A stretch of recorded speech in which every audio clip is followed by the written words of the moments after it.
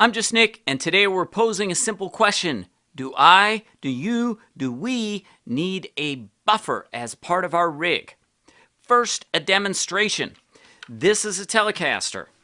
This is a 10-foot cable. It is plugged into this box.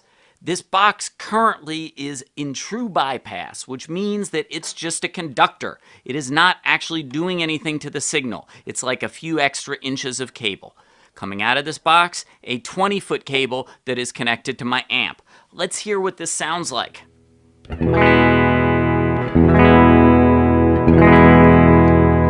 Now, let's switch in the buffer that is in this box, which I can engage with a little button.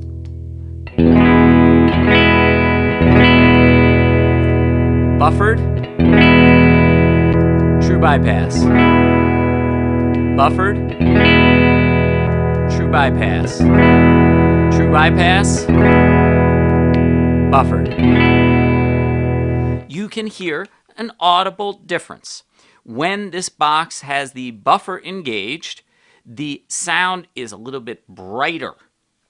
It's that simple. Now, before we go any further, I beg you, if your rig currently sounds good and you are making music with it and you don't have any issues with a too dark tone, then please, for love of all that is musical, stop watching this video and go back to making music. But if your rig is sounding a little bit dark, maybe a buffer can help you. Here's the deal. If there's a lot of cable between your guitar and your amplifier, or a lot of cable and a lot of true bypass pedals that are off and connected by little cables between your guitar and your amplifier, maybe a buffer can help you. Because what a buffer effectively does is isolate everything downstream of it from a certain type of electrical interaction with your guitar that we're going to explain in a minute. So when I turn on the buffer in this box, all the guitar thinks I'm connected to, because the guitar does think, is 10 feet of cable. Only 10 feet of cable are in play with this question of tone darkening. Everything after it is not affecting the tone in that way. It is not causing us to lose highs. It is not affecting the frequency content of the tone. So, a buffer can effectively shorten your cable length and brighten your tone. Can you use any buffer? Do you have to use a special, fancy, expensive buffer? No, you don't. You can use any buffer and essentially get the same effect that you just heard right here. It doesn't have to be a standalone buffer. It can be a pedal with a buffer in it. It will do basically the same thing. Keep in mind that there are buffered pedals.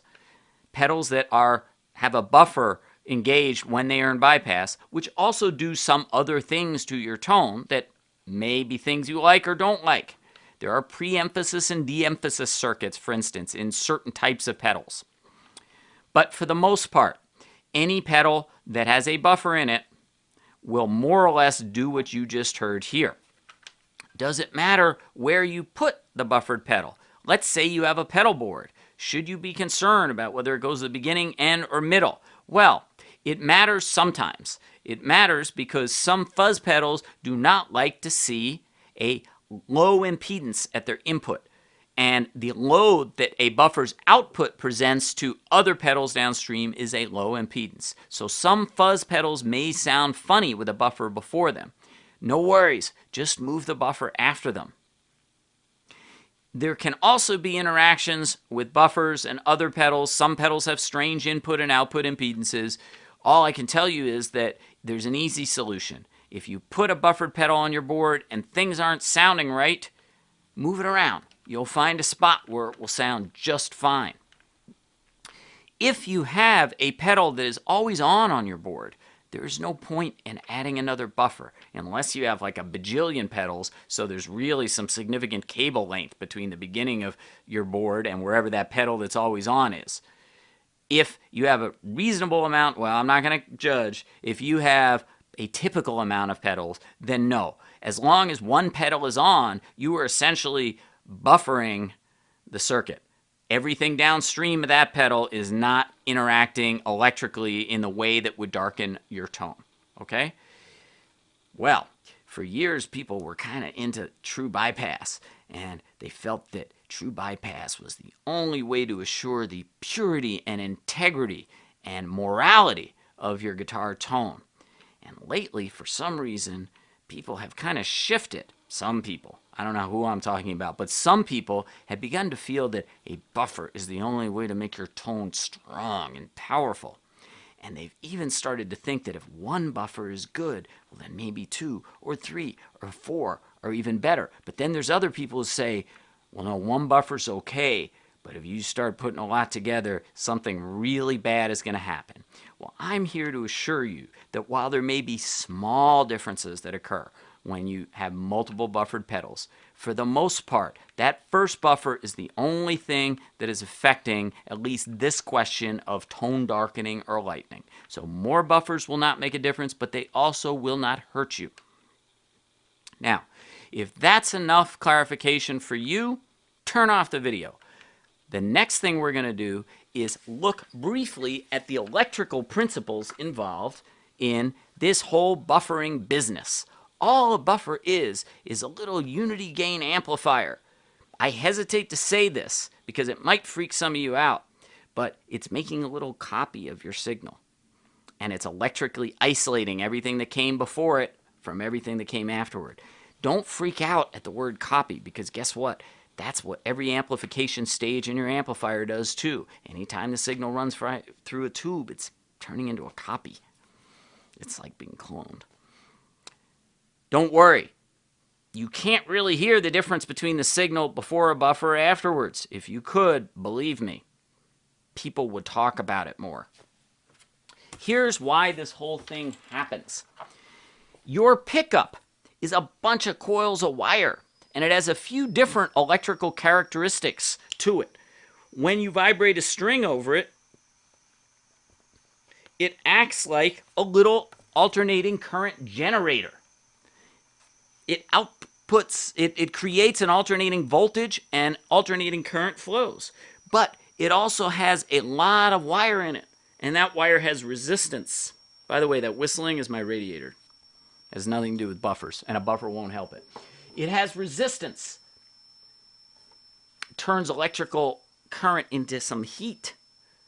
And it also has a magical characteristic known as inductance, which any coil of wire that's conducting electricity, or really any straight wire, has. Coils have more inductance. So, your pickup has a number of different characteristics. Then there's your cable. Why is he drawing a capacitor coming off my cable going to ground? Because one of the things your cable is a capacitor. Have you noticed that there's a conductor in the middle of your cable? Sure you have. Have you noticed that wrapped around that conductor but separated from it by some kind of insulating material is a shield that protects it from the secret mind control waves from the Pentagon that aim to adulterate and diminish your tone? Yes, you have. Well, guess what? Anytime you put two conductors like that close together, they form a capacitor which can store electrical charge and also behaves in a certain way differently. It is frequency dependent. It behaves differently at different frequencies. We're going to get back to that in a second. I just want to finish this little diagram here and get to the input of your amplifier, which for our purposes is just a big old resistance. Now, here's the deal. An inductor and a capacitor and a resistor together form what's called an RLC circuit. That's just a fancy name for arranging these three types of components. This particular RLC circuit is something called a low-pass filter. You will find them in stereo tone controls, in EQ pedals, in EQs on consoles. A low-pass filter is a circuit that allows all frequencies up to a certain point to pass through, and then it rolls off the amount of signal at higher frequencies than that. In other words, it progressively decreases how much can get through once you get past a certain frequency. And this particular low-pass filter also makes a little bump before it rolls off. That bump is called the resonant frequency. That's the frequency at which it conducts extra good. So this is a low-pass filter. Not by design, it's just how it is. Yeah, I know we left out the volume pots and the tone pots, and they play a role, but these are the essential components that make this low-pass filter. Here's the deal. Inductors and capacitors behave differently at different frequencies, and they behave in opposite ways at different frequencies from each other. Think about zero frequency. Zero frequency is direct current. That's the lowest frequency you can have. Direct current goes right through an inductor. Basically, it's a short. It's just a length of wire. But direct current can't pass through a capacitor because there's nothing connecting the two plates. So right off the bat, you know that these two things behave in opposite ways at one frequency. Trust me, they behave in opposite ways all the way up to a bajillion hertz. So this low-pass filter has a resonant frequency. And that resonant frequency depends on the value of the capacitor, the value of the inductor, and the values of the resistances in play. It also rolls off all frequencies above that resonant frequency. Not immediately, but it starts to roll them off above that resonant frequency. And guess what? Where it starts to roll them off and how steeply also depends on the values of the capacitor and the inductor and the resistance.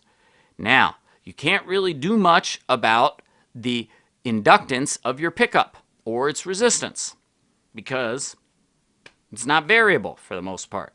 But you can do something about the value of this capacitor. What could you do? Well, you could get low capacitance cable, but most cable is low capacitance. You could shorten your cable. Use a shorter cable, and this value goes down. And guess what? The resonant frequency of this little low-pass filter we've created here goes up, and it rolls off further up the frequency scale, so more highs get through.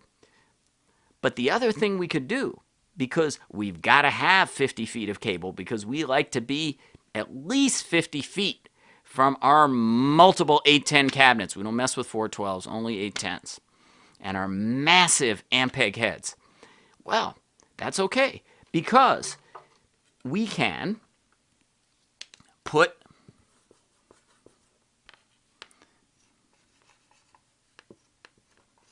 a buffer in line. This is basically an op amp with a high input impedance. Blah, blah, blah, blah, blah. Put a buffer in line, and now, even though our cable goes on for another 40 feet, it's electrically decoupled from our RLC circuit. The capacitor in our RLC circuit is just that first 10 feet of cable. And we've shifted the resonant frequency and the point at which it rolls off. Let me draw you a quick and dirty and inaccurate but essentially correct diagram of what I'm talking about. Here, we'll use green. Here is what the frequency response of your RLC low-pass filter, which is to say your pickup and your cable and the input of whatever you plugged into, looks like with, I don't know, 40 feet of cable or 20 feet of cable. Take your pick. This bump right here might be, I don't know, maybe a 2,000 hertz. Depends on the pickups, depends on the cable, blah, blah, blah. And as you can see, there's a little boost at 2,000 hertz, but after that, it rolls everything off. So maybe by the time you get to 3,000 or 4,000, ain't nothing getting through. But let's say we shorten that 20-foot cable to 10 feet. Or we just take two 10-foot cables and plug the first one into a buffer, which is the same thing. Now, here's what the frequency response looks like. Oh, this is exciting. Now, we've got a bump maybe at 4 kilohertz. Again, I'm making up numbers here, but they're kind of ballpark. This is like a semi-realistic scenario. Now, things sound brighter because we have a little bit of a frequency bump that's higher, and we don't roll off as soon, right? So more high frequencies are getting through. It's not that our signal is stronger or more muscular or more virile or more potent. It's simply that we've tuned this low-pass filter that's been created by our pickup and our cable. and the input of whatever we've plugged into, we've tuned that a little bit higher. Okay? That's it. So now, if you've been concerned or confused, perhaps you still are. But hopefully this has gone a little ways towards reassuring you that everything's going to be okay, that if you need a buffer, you can get one, and you can make good use of it, that you don't need to be too hung up on the finer points of cables and true bypass, and we can get into that in another video. You know, I don't want to judge anybody, and I don't want to make any excessively generalized observations. But hopefully this video has clarified one or two things, and hopefully it's going to help you get to where you want to be, which is making cool sounds with your gear, or obsessing about things like the lineage of a friggin', you know, Mark 1.5 tone bender, which is at least a little bit more fun than obsessing about true bypass and buffers, I hope. Until next time.